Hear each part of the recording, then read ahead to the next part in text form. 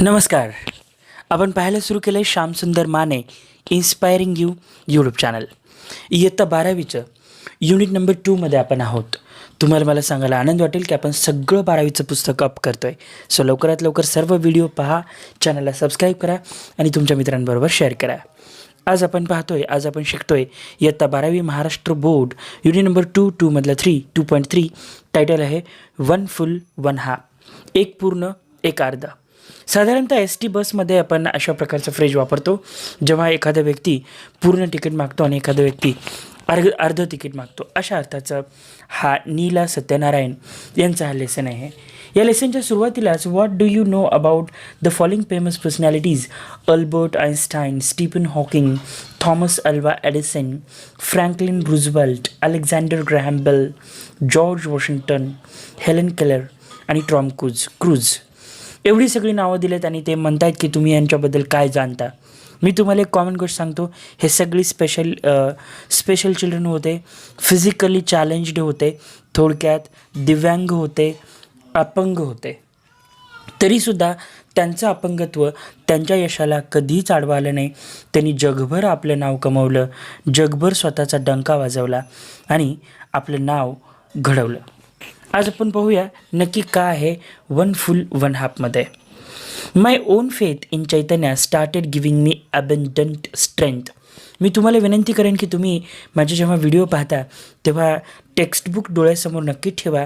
Page number 38वर आपण सुरू करतो आहे हा लेसन. लेखिका म्हणते की माझा चैतन्यावरचा विश्वास वाढत चालला आणि मला थोडी ऊर्जा येत गेली. I no longer wanted to hide myself from the glaring eyes of the world. I took him around with me. He went with us everywhere like any normal child. We were not sorry or uncomfortable carrying him around. ती म्हणते की चैतन्यावर माझा विश्वास वाढायला लागला. मी त्याला अतिशय सहजरित्या इकडे तिकडे घेऊन फिरू लागले. अगोदर जग आमच्याकडे ज्या नजरेनं पाहायचं त्या नजरेचीही आता मला सवय झाली आणि मला थोडंसं कॉन्फिडंट फील व्हायला लागलं. ते पुढे म्हणतात की if I required help for him in public places I was not embarrassed to seek it from the people around. I did not mind telling them that he was a special child. I was no more scared of peoples curious looks and awkward questions.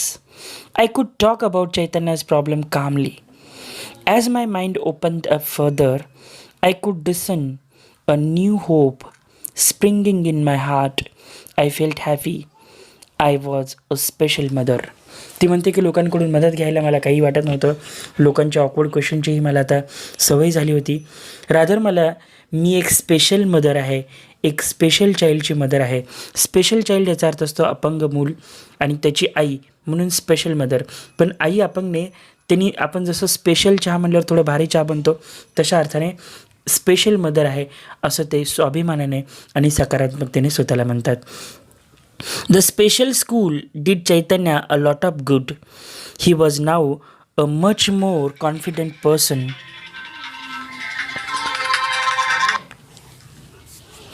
Much more confident person, adored by his teachers, his friends, and his school staff.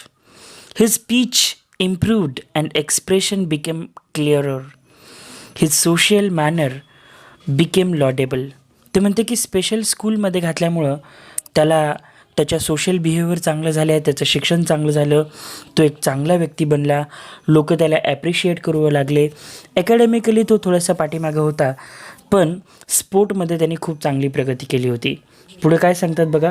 Early in 1997-98 when he return from state level inter school sports he had 2 prizes to his credit and a silver medal. He had won his laurels in athletics event and the silver medal in running race. म्हणजे त्याने ॲथलेटिकमध्ये पण medals मिळवले, रनिंगमध्ये पण medals मिळवले. ॲथलेटिकमध्ये, स्पोर्ट्समध्ये, रनिंगमध्ये तो चांगली गती दाखवतो आहे आणि मला याचा फार अभिमान वाटला. When I saw the prizes and read the citation Chaitanya had received, I was stupefied in total disbelief. Then hugged him, kissed him, and cried unabashed to my heart's content. That day I cried for the first time out of joy and sense of believing vindicated. आणि त्याची आई म्हणून मला त्या दिवशी खूप आनंद झाला आणि आनंदाश्रू आले मला. मी आनंदाने रडले, त्याला मिठी मारली, त्याला त्याला मिठीत घेतलं म्हणजे आलिंगन दिलं, त्याला किस केलं असं आई म्हणते. आणि पुढे ते म्हणते की पहिल्यांदा मला काहीतरी न्याय मिळाल्याची भावना माझ्या मनात निर्माण झाली. कारण बरेच दिवस झालं तो स्पेशल चाइल्ड आहे, अपंग आहे याची खंत माझ्या मनात होती. पण त्यानं जे काही कार्य करत होतं स्पोर्टमध्ये ते अतिशय प्रेरणादायी होतं असं त्या म्हणतात. Looking back at my own life, I feel that it is a spirit which we can accept our life gratefully is what matters ultimately. And it is love which nourishes us. All other things are unimportant. Chaitanya made me look inwards. आणि ती म्हणते की जीवनात प्रेम, आस्था, एकमेकांबद्दल असलेला आदर ह्याच गोष्टी महत्त्वाच्या आहेत. चैतन्याने मला थोडं मनात डोकावायला शिकवलं. मी खूप आनंदी व्यक्ती बनले. त्या चैतन्याकडे बघून मला खूप आनंद व्हायचा असं ती म्हणते. His handicap doesn't disturb me any longer. He and I shall live with it, still we be happy. The mental strength which he has given to me is inexhaustible. आणि ती म्हणते की तो अपंग असल्याचं मला आता कधीही अडचण वाटत नाही. तो मी आणि त्याचं अपंगत्व आयुष्यभरासाठी आनंदाने एकत्र राहू शकतो. चैतन्याने जी मला मेंटल स्ट्रेंथ दिले ती कधीही न संपणारी आहे, न थकणारी आहे. One day as both of us got on to the public transport, Chaitanya offered to buy the tickets for us, one full one half. He said to the conductor beaming with joy. एके दिवशी आम्ही दोघं सरकारी बसने प्रवास करत होतो. त्यावेळेला चैतन्याने कंडक्टरकडे पाहून म्हणला, एक फुल आणि एक हाफ. आता इथं हाफ का आहे?